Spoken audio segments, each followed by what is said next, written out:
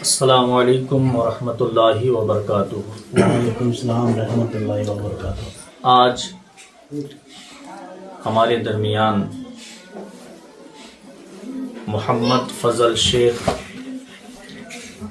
जिन्होंने तकरीबन 9000 किलोमीटर का पैदल सफ़र तय करके हज बैतुल्लाह अदा किया, आज वो हमारे दरमियान मौजूद हैं। मैं उनका तहे से इस्तक़बाल करता हूँ। अस्सलामु अलैकुम वरहमतुल्लाहि वबरकातुहू। वालेकुम सलाम रहमतुल्लाहि व बरकातुहू। फ़ज़ल भाई, आपने जो पैदल सफ़र किया, यकीनन ये काबिले रश्क है। अल्लाह ने आपको तौफीक बख्शी। यकीनन ये पैदल 9000 किलोमीटर चलना ये हर शख्स के बस की बात नहीं है, लेकिन अल्लाह का एहसान है कि अल्लाह ने आपको तौफीक दी और अल्लाह ने आपको तौफीक बख्शी, तो आपने ये सफ़र तय किया। जी फ़ज़ल भाई, आपने जो सफ़र किया, ये सफ़र करने का आपका इरादा कैसे बना और इस सफ़र के लिए आपने क्या क्या तैयारियां की थी? जी, मैंने ये सफ़र तय करने से पहले मैं पढ़ाई कर रहा था 2011 में। जी। एक PSI का इंटरव्यू था मेरा, तो उस इंटरव्यू के लिए मेरी तैयारी चल रही थी। हर चीज़ पढ़ाई करता था, उसमें जो भी जनरल नॉलेज हो, जो भी आता है वो सभी पढ़ने का इरादा था।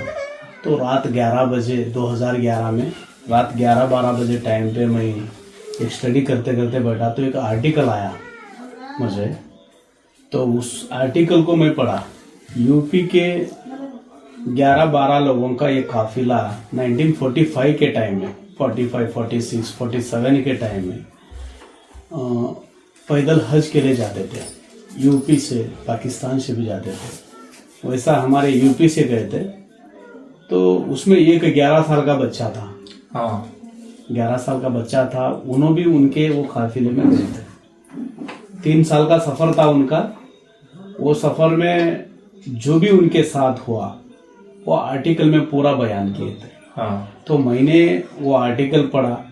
अल्लाह से इतनी मदद मिलती और अल्लाह ने अपने दरबार तक बुलवा लेता है। बाद में हज उनको नसीब भी होती, हज भी हो जाता, उसके बाद अपने घर पे लौटते।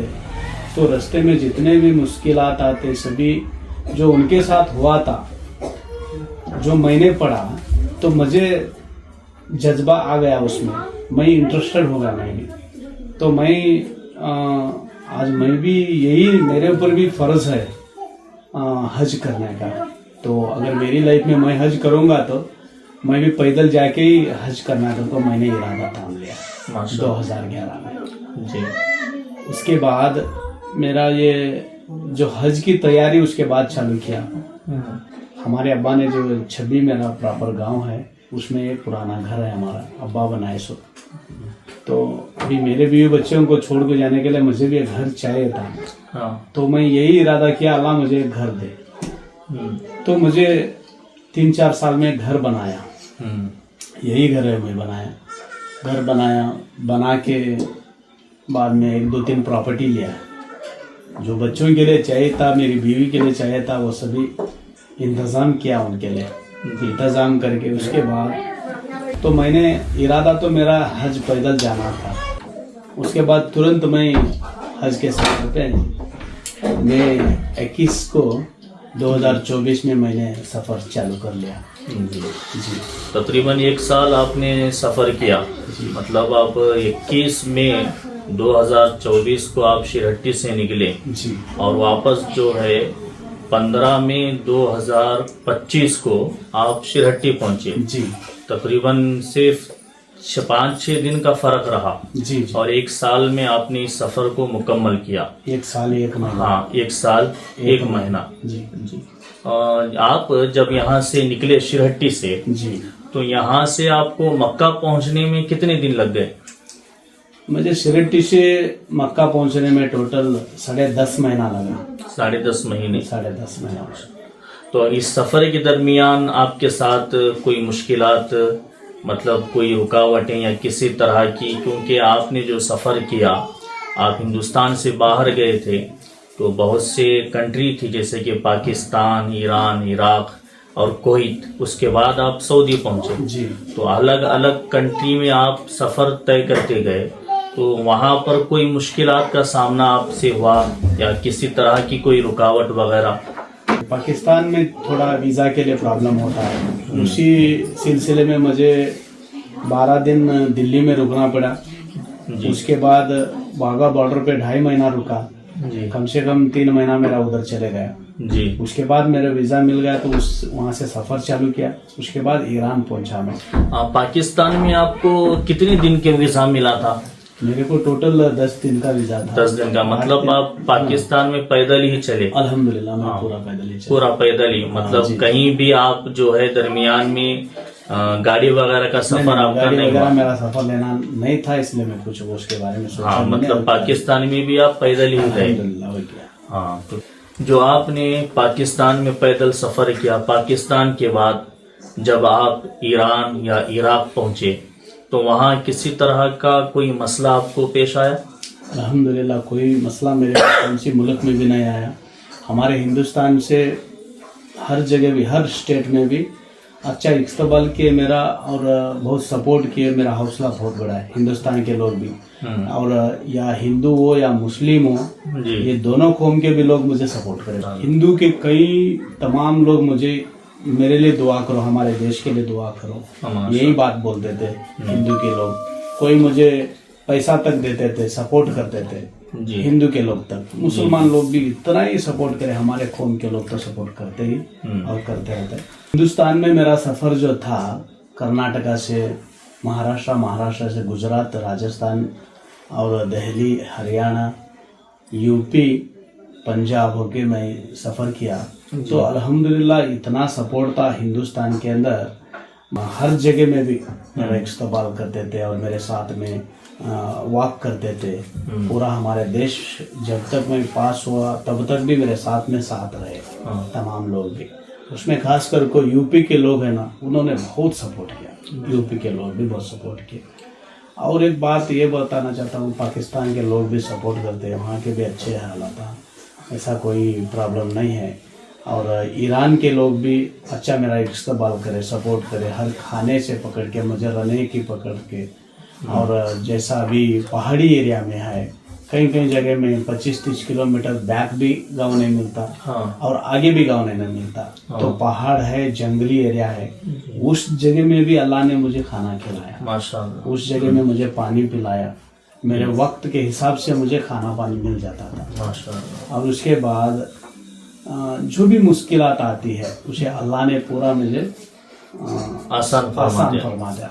मतलब आपका सफर में जो भी मुश्किलात रही, उसे अल्लाह ने उसे आसान किया, मुझे आसान किया जी। और मुझे बहुत लोग भी बहुत हौसला बढ़ाए। माशाअल्लाह। उसके बाद ईरान में पास हुआ, ईरान पास होके ईरान से आगे इराक में चले गए।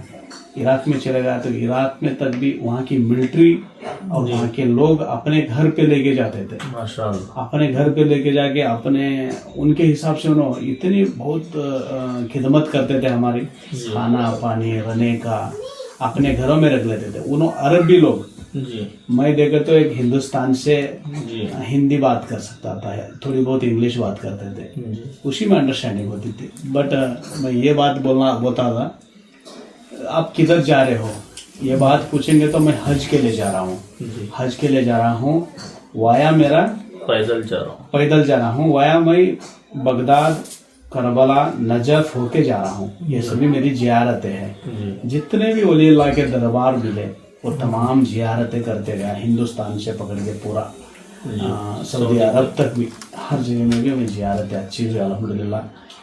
वो मुझे बहुत खुशी मिली। उसके बाद ईरान में इराक में बगदाद गया, गौसे आज़म के दरबार पे गया, वहाँ जियारत हुई। उसके बाद बगदाद में इमाम जावड़ा, इमाम काजिम करके, इमाम जाफर, मूसा काजिम, इनके दरबार पे गया, वहाँ भी जियारतें हुई। वहाँ थोड़ा बहुत मसला होते रहता है, वैसा सब अल्लाह ने आसान किया, माशाल्लाह। हर चीज़ में आसान किया।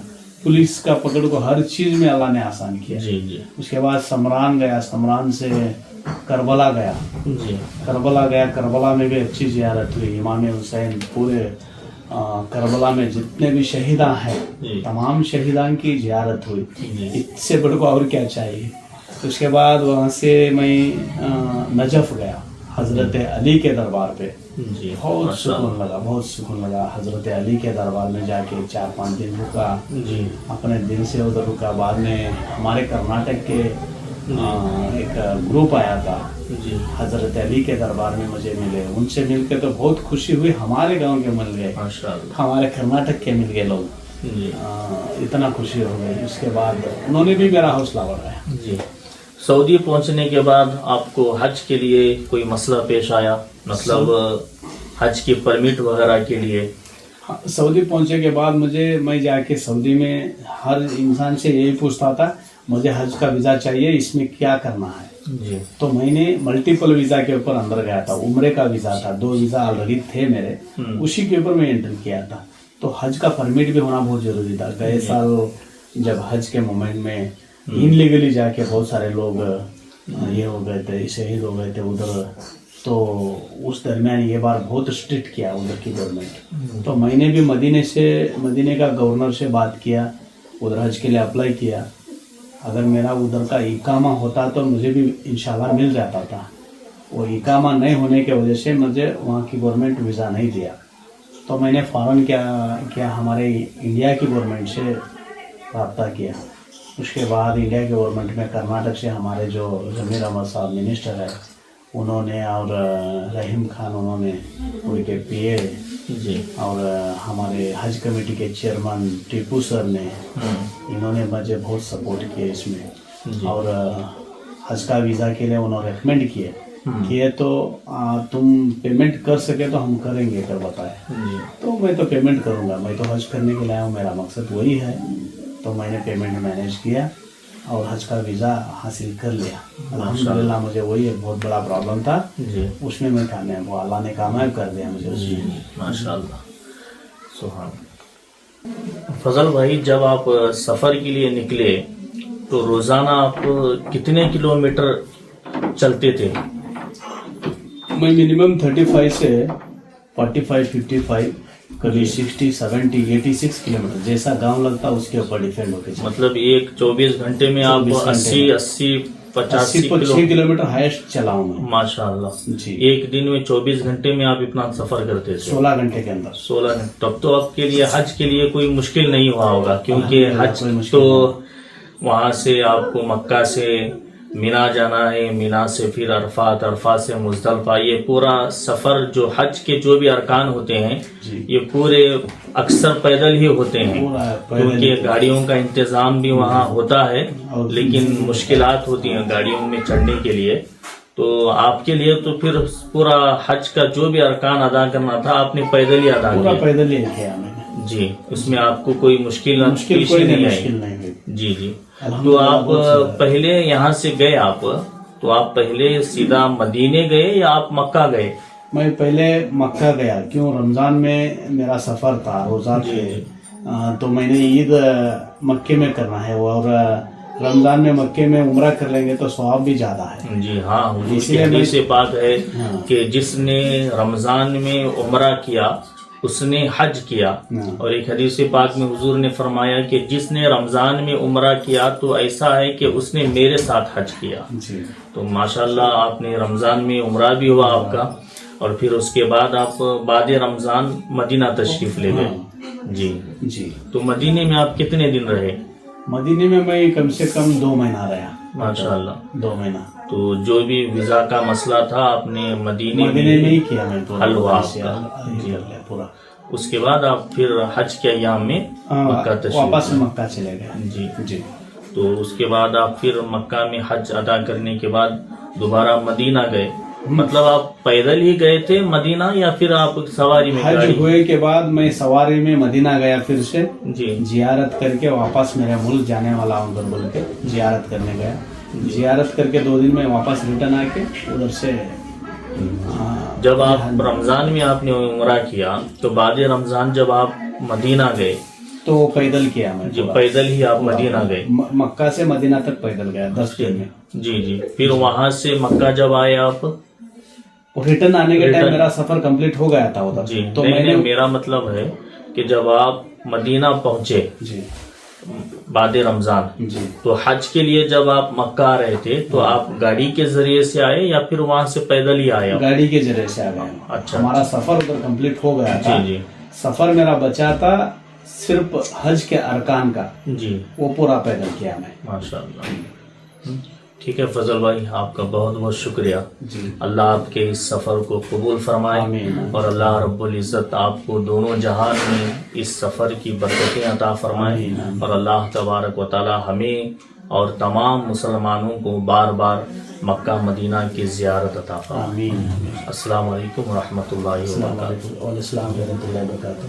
बहुत बहुत शुक्रिया तुम्हारा।